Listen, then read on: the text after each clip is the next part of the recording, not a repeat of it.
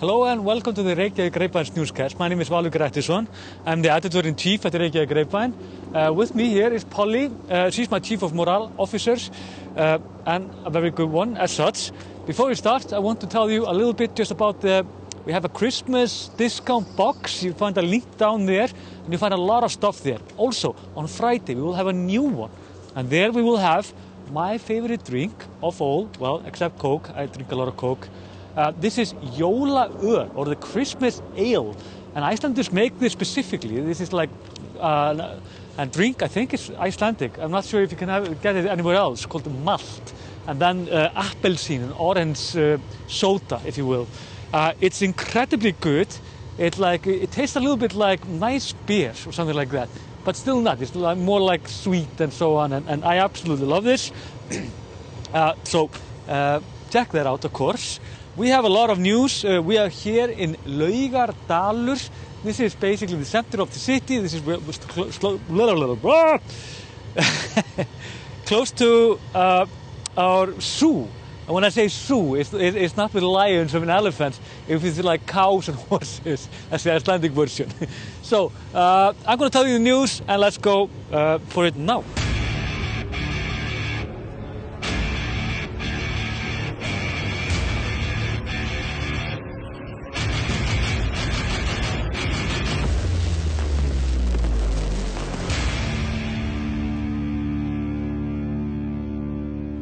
Now, we're going to start with the most exciting news that I've ever reported here, which is the wrong census numbers in Iceland.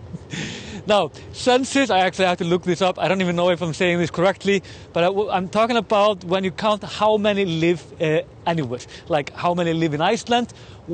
For a while now, we have done this a few times. This is the 24th time. Got it?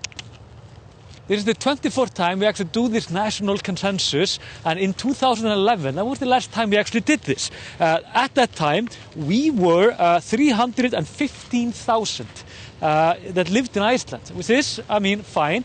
When I was growing up in Iceland, we were around 250,000. So it's always getting higher and higher. It's a small island, obviously. But we thought until this week that now this time we were around 368,791. I even got like a correction, like I was always being sent correction. I always said we were around 350,000 and people sending me emails, no, we are 370,000. This matters to Icelanders. I mean, because we want to be bigger. I mean, it's a small island. So the thing is, it turns out that we actually counted this incorrectly, which goes pretty aligns with a lot of incompetence that you can find often in Iceland. But this is not incompetence, keep in mind, it's just a complicated task. But what we found out is that there were 11,000 too many that we counted. Most of the reason is basically because 7,000 to 8,000 of these people that we counted don't actually live in Iceland but are registered here. And these cases can probably be all kinds. And these are perhaps not Icelanders, perhaps asylum seekers, I don't know, like a lot of there are all kinds of scenarios here. Also, if you go into the numbers themselves, then there are 7,000 more males that lives in Iceland than females. It's like 51% against 49%. Also, and this is interesting because we're not getting younger, are we? Those that are 67 years old or older have gone up by 13.1% since 2011, which is quite high, and we are getting older and older. Like the more people are getting older, and this will obviously be a headache in the future. I don't want to go into it right here, but I'm very interested in this myself, just to see how the future will look like. As a proper nerd, I sometimes think about this, and also. Young people from 0 to 17 are 22.8% of the population. So, I mean, we are not in a bad shape. I mean, more of us are getting older, and there are a healthy portion of young people coming up. and we are like the population is slower than we thought, but perhaps we will be 400,000. When should we? I put my money at like 2050, perhaps. What do you say about that? Too much. I don't know. I want to say keep it safe. Now, also on Saturday there was a interesting birthday. Also, my son's birthday is actually today. Just to connect all of this, I shouldn't have done that, but so it goes. On Saturday, it's exactly 3 years since the Fishrot scandal broke out by Kveikur, Stundin, as well as Kjarnin. Kveikur is an investigative report news like show on the national broadcast. Stundin is where my friend Bjartmar is working. And Kjarnin is a webpage. It's very Icelandic. It's perhaps you've never heard about it. I don't think I mentioned it so often, but it's pretty good. So the Fishrot scandal, of course, is Samherji, the biggest fish company in Iceland, and they are huge. I think they have like around half of the quota combined with some other companies in Iceland, very close to it. These are incredible amount of money. Icelanders are, of course, incredibly rich as a nation. We are so few and a lot of money. We could be even richer if we would actually distribute this wealth a little bit more in a healthier way, let's just say that. Now, this case, the Fishrot files, evolves around bribery, which is an international crime, by the way. Also around tax havens, we are talking about hundreds of millions of Icelandic kronas. That means like $millions of dollars. Like, just to put it in context. And there are investigations in several countries. There is in Namibia, which is in West Africa, I think. Norway also, because the company had some headquarters there, and they also had business with banks there, the national bank there, DBN, I think it's called, and so on. So. In all of these countries, there are like a lot of investigation going on. In Namibia, there have been trials even, but in Iceland, not so much is happening actually. The thing is, of course, that there is some things going on though. We have like a district attorney, I guess, or just attorney, like the prosecutor, sorry, and they are actually investigating this, and it's interesting.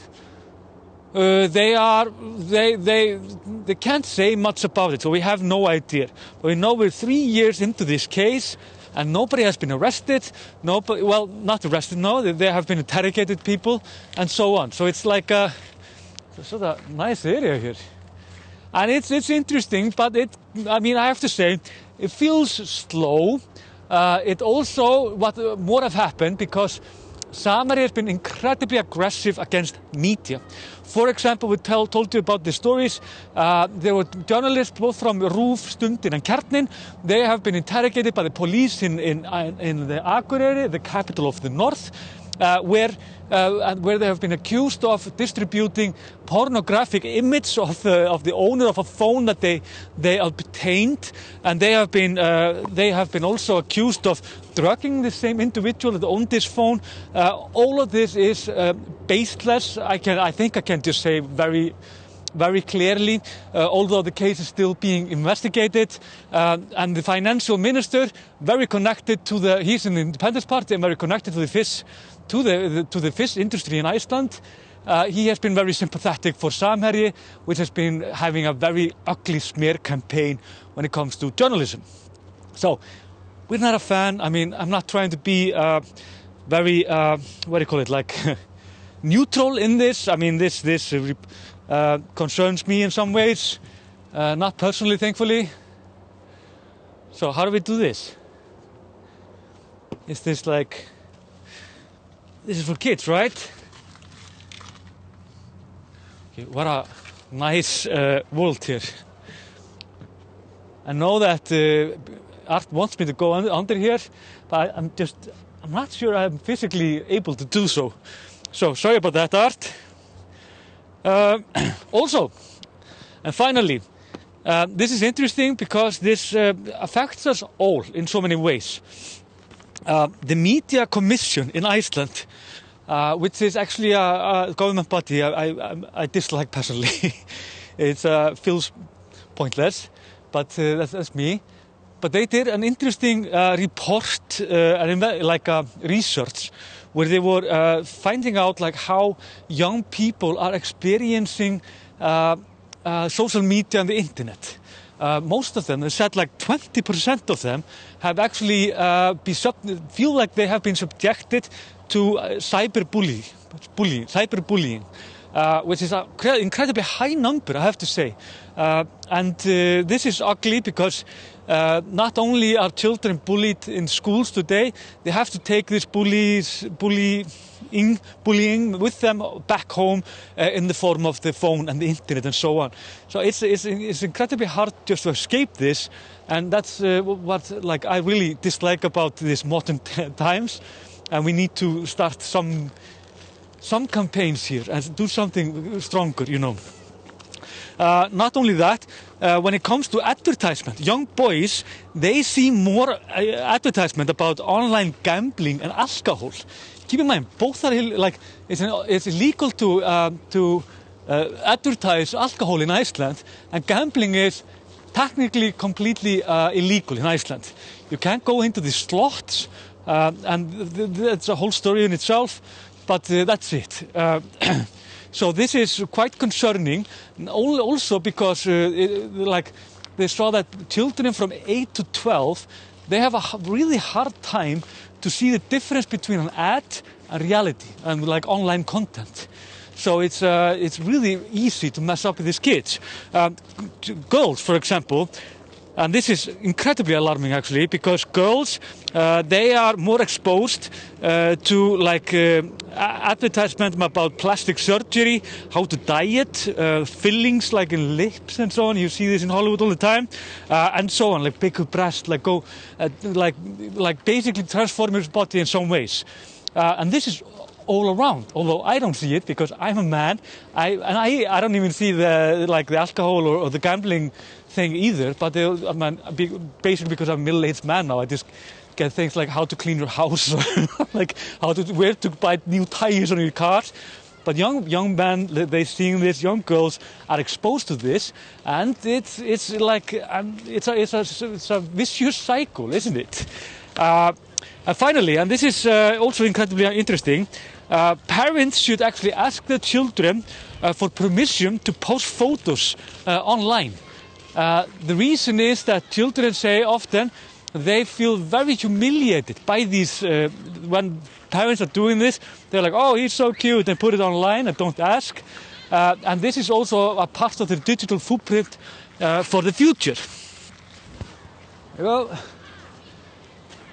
they say it's bad, they feel bad about this and so on. So it's a good, actually an idea, advice at least, to ask the children always, do you want to be on Facebook, Instagram? Can I like post this photo?